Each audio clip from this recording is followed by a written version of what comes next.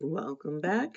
We are continuing with this book entitled Hanged, Mary Surratt and the Plot to Assassinate Abraham Lincoln, and we are reading chapter 3 today. The man who took charge of the situation was not Vice President Andrew Johnson, but Edwin M. Stanton, Lincoln's mighty Secretary of War. Stanton was a veritable Titan, capable of working 12-hour days, standing at his high desk, a man whom Lincoln had affectionately nicknamed Mars, after the ancient Roman god of war. Nevertheless, the sight of the president on his deathbed had reduced Edwin Stanton to tears, not just tears, but sobs as thunderous as Stanton himself. Lincoln's god of war was not overcome for long. As soon as he recovered himself, Stanton requisitioned the room nearest to the one where Lincoln lay dying and transformed it by his very presence into the de facto War Department. His first order was to dispatch military guards to the home of every member of Lincoln's cabinet, as well as to Vice President Andrew Johnson's hotel, the Kirkwood House. A telegram was likewise dispatched to General Grant, ordering him back to the city for his safety. There was no telling how vast the conspiracy might be. As the next most powerful man in Lincoln's administration, Stanton had every reason to believe his own name was next to an assassin's death list. If he was frightened, it did not show. At Stanton's command, Major General Christopher Ogwer commander of the military district of Washington, D.C., turned out his troops, doubled the guard, put forts on alert, and manned their guns. Before midnight, General Augur further ordered the city closed. Anyone attempting to leave Washington would be arrested. Clearly, more than one criminal had been apprehended, but how many? Soon after Stanton's arrival on the scene, a team of 3 interrogators and a stenographer were taking down testimony from witnesses. Stanton knew he needed more help than this, and he wanted the best help he could obtain. At 1:15 a.m., he wired the chief of police of New York City.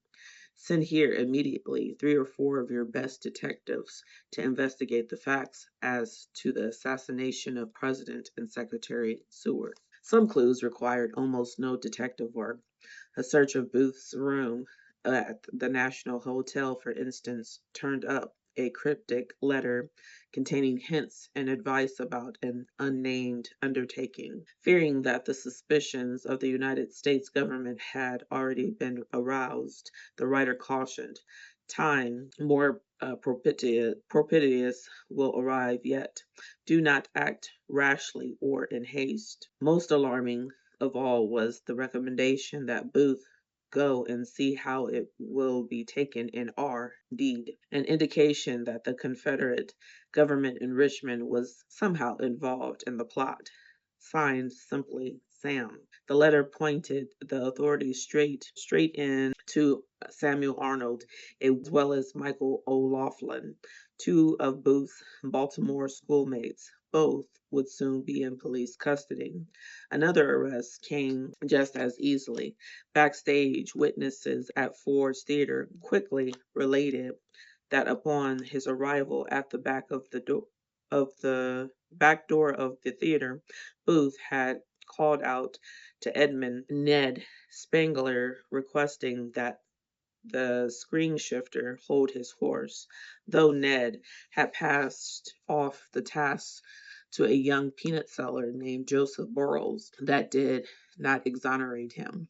Jake, Jacob Ritterspaw, a carpenter who tried to pursue Booth as he fled, reported that Ned hit me on the face with the back of his hand and said, "Don't say which way he went." When Witterspaw protested, Ned hissed back, "For God's sake, shut up." James O'Brien, Provost Marshal of Washington, D.C., took responsibility for the vice president's safety. He summoned Detective John Lee to Johnson's lodgings to examine the building, from the roof shingles to the basement floor, and determine where any evil disposed person might be able to find a way in. While Detective Lee was assessing the lax scrutiny of the Kirkwood house, the bartender were there told him about a shady character he served just hours earlier, such a villainous looking fellow that he couldn't be identified no matter where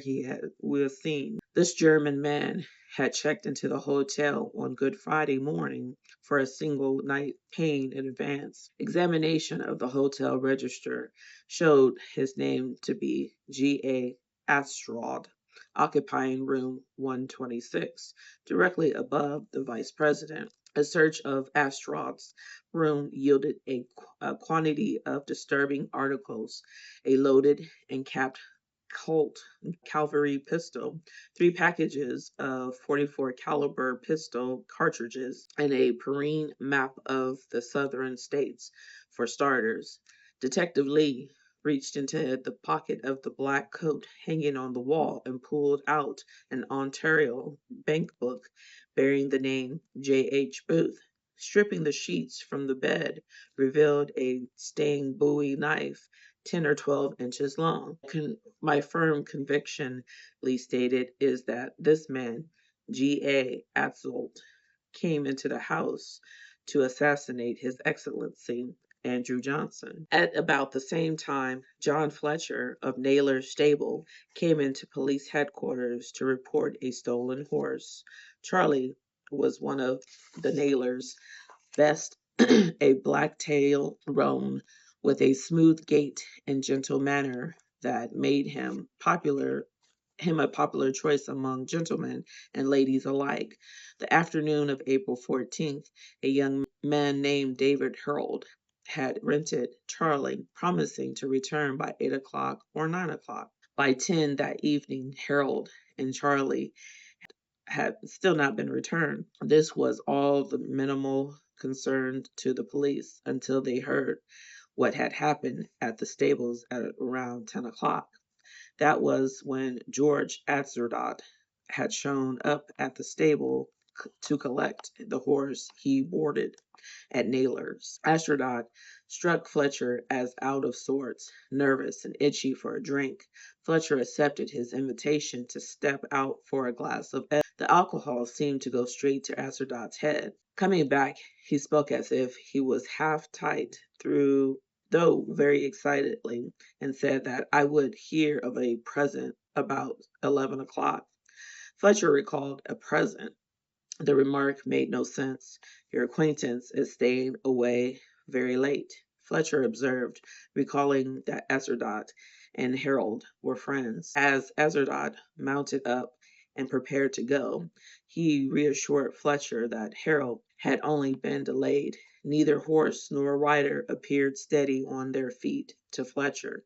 I would not like to ride that mare through the city in the night, he said, for the looks so skittish looking. Well, said Ezerdot, she is good upon the retreat. That too seemed an odd remark. Retreat from what? Fearing there was something wrong, Fletcher decided to follow Azerdot.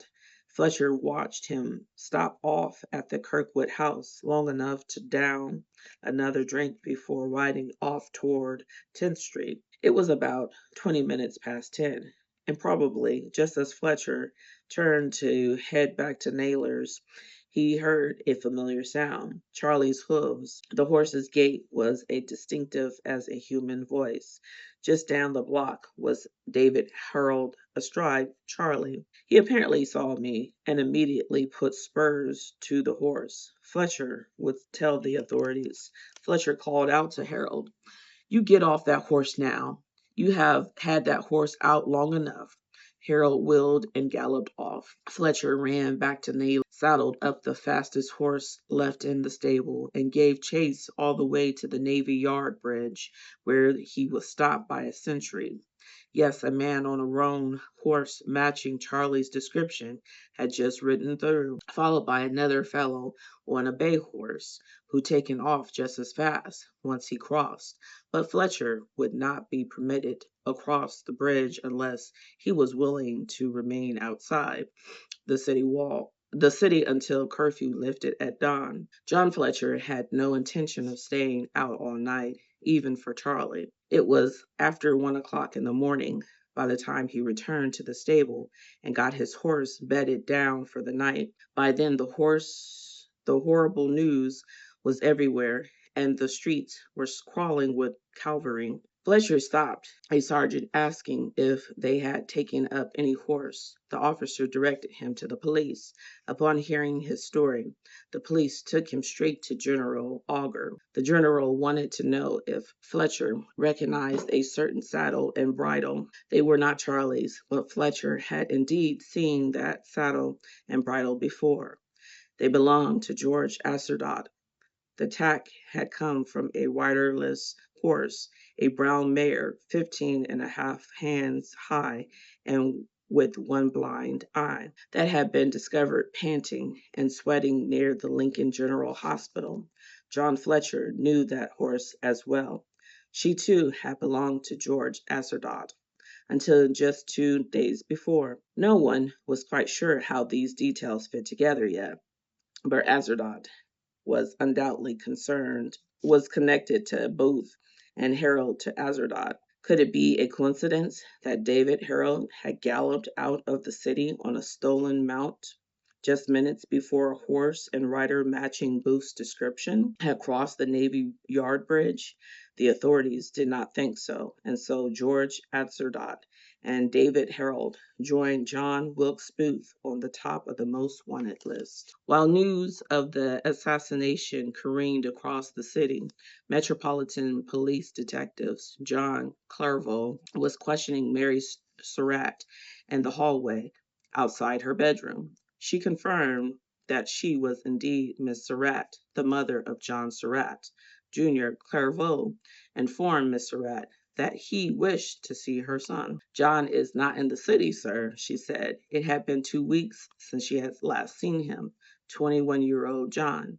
Miss Surratt, said Mr. Clerval, I want to ask you a couple questions and be very particular how you answer, for a great deal depends upon it. When did you see John Wilkes Booth? Miss Surratt replied that she had seen the actor just the day before, at 2 o'clock in the afternoon. When did you see your son John last? Where is he? I told you, sir, I had not seen John for over 2 weeks. Clerval wanted to know whether Miss Surratt could tell him where John was. The last she knew, he was in Canada. Gentlemen, what is the meaning of this? She asked.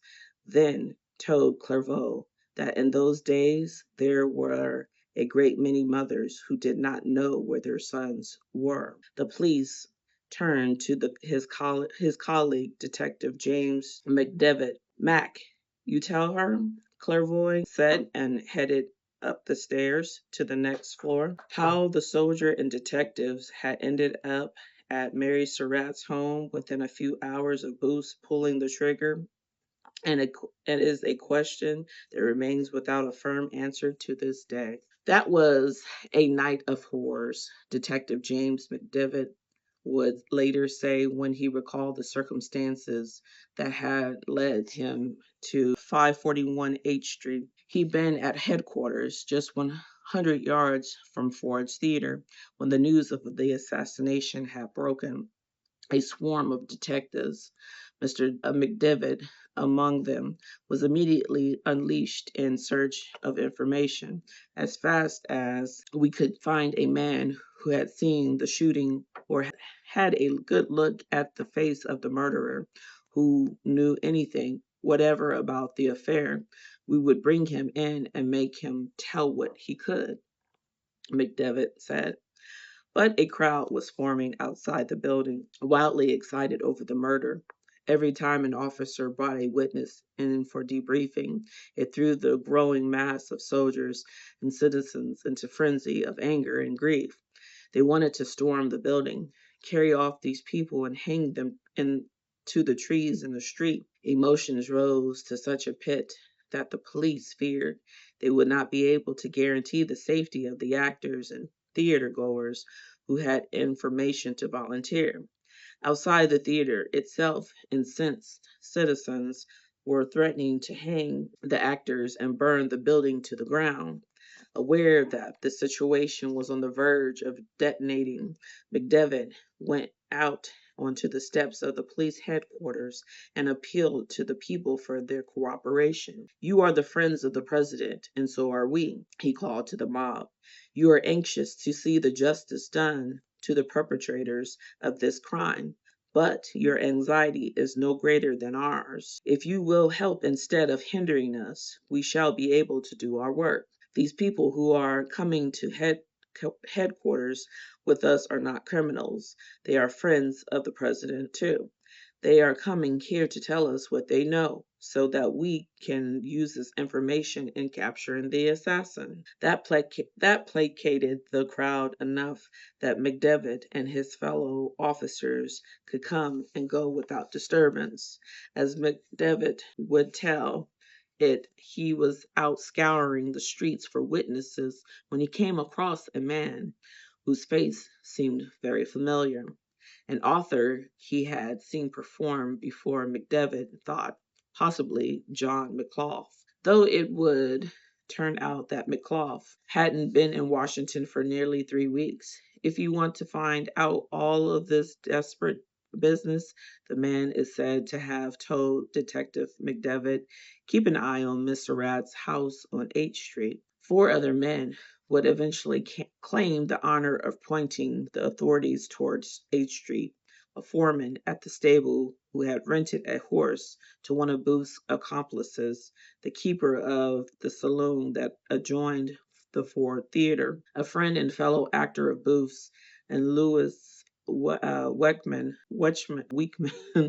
supervisor, all of them adamant about their woe in guiding the police toward Mary Surratt's house. Mark you, this was the first intimation given or received by any one as to where the plot has hatched, Detective McDevitt declared. "I acted on it without delay." And yet McDevitt could not have been the first to connect the name of Surratt with the assassination, for the Metropolitan Police blotter shows this notation made at around 11 on the night of the assassination. Secretary Seward and both his sons and servant were attacked at the same hour by a man supposed to be John Surratt. It is the curious entry, the big, dark-haired, clean-shaven man who has assaulted the Sewards was impossible to mistake for Mary Surratt's son. John Jr. was slight of frame and sandy-haired, with a goatee, but there is his name recording him to a prime suspect less than an hour after the shooting and stabbing had begun. In fact, John Surratt's name may not have been unfamiliar to the police prior to April 14, 1865. A known Confederate dispatch courier, John Jr., had spent much of the war slipping unseen through the Union lines to smuggle information in and out of Richmond. Despite their suspicions, the officers found nothing at Mary Surratt's home that could aid in the investigation of Lincoln's murder. No sign of John Surratt or any incriminating evidence. It would not be their last visit. The horror at the news of Lincoln's murder was so profound, it was as though the entire nation had been struck by Booth's bullet. A shock from heaven, laying half the city in ruins, would not have startled us as did the word that started out from Ford's Theater half an hour ago, that the president had been shot, wrote the Boston Daily Advertisers. Washington's correspondent that night. No American president had been assassinated before.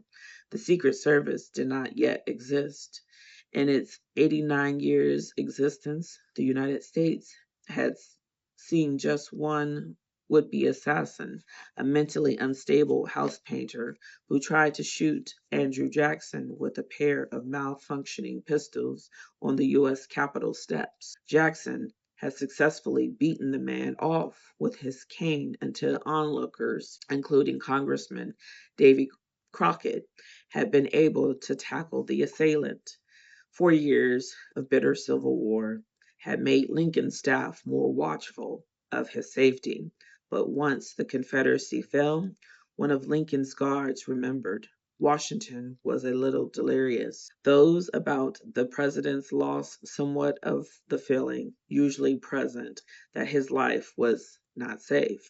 It did not seem possible that now that the war was over, after President Lincoln had offered himself a target for Southern bullets in the streets of Richmond and come out unscathed, that there could be danger. Now, not only was the president dead, but as news of the attack on Secretary Seward spread, coupled with rumors of an aborted attempt on Vice President Johnson's life, it became apparent that a conspiracy to upend the entire government had been unleashed. General Ulysses S. Grant had been invited to accompany the Lincolns, so the theater that night too. Only a last-minute change of plans had removed the Union's army's commander from the path of the assassin's bullet. In Washington itself, the ensuing terror and confusion created a panic unlike anything the capital had ever known. There was no telling how deep the conspiracy ran, or who might yet be in its crosshairs. This is terrible, awful, horrible, witness Sarah Hamlin Baxter wrote. Within 24 hours of the attacks, nothing can describe the intense feeling of fear and dread, or more to come, and none can judge in the least degree its depth, save those who witnessed the horrible scenes. The anxiety of the hours and days that followed left a fathomless mark on the memories of those who lived through them. No person, no present in the city, could possibly form any true conception of the horror, mixed with apprehension of threatened danger, which prevailed. Horatio King, former Postmaster General of the United States, will recall almost 30 years later. And what of John Wilkes Booth? Until the telegraph wires began to sing with the news, word of the assassination traveled only as fast as a horse could run. Booth had ridden his swift bay mare, a mount he had bragged could dash just like a cat, hard enough to outrun the first dispatches, galloping into the southern Maryland's Prince George County, a stronghold of Confederate sympathy where only 6 citizens had cast their vote for Abraham Lincoln in November 1864. But the state of Maryland as a whole was loyal to the Union. If he were to truly escape, Booth had to get into a genuine Confederate territory. His goal was to cross the Potomac into Virginia. From there, he could melt into the deep South. But before he could go anywhere, Booth needed a doctor. His left leg was throbbing, swelling mass of pain. History would record that his magnificent leap from the presidential box to the stage had cracked his fibula in half, straight across the top of his ankle. In reality, the injury may have been the result of Booth's horse taking a nasty tumble as they sped through the swampy countryside. By the time he reached his first known stop, where New Cut Road intersected the Marlboro Piscatay Road, the bay mare was lame and bleeding from a cut on her left front leg. Booth was no longer atop the bay. He was traded with his guide, David Harold, in favor of smooth-gaited, black-tailed roan named Charlie. All right, and that is chapter 3. We will pick up chapter 4 next time.